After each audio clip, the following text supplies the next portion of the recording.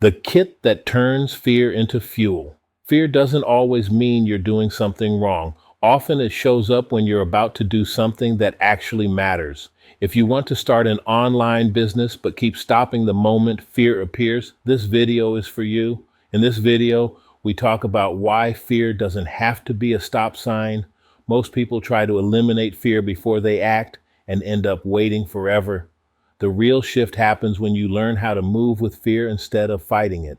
This message is especially helpful for online business beginners who feel held back by nerves, doubt, or discomfort when it's time to take action. You'll hear why fear is often a signal that growth is happening and how learning to respond differently can change everything. You don't need to feel fearless to move forward. You need a way to keep going even when fear is present. Action builds confidence, not the other way around. The power of taking action is a practical digital product designed to help you turn fear into forward motion. Through simple lessons and exercises, it shows you how to move through discomfort instead of avoiding it. It's especially helpful if you're using resale rights digital kits and want a clear, supportive way to follow through on your ideas.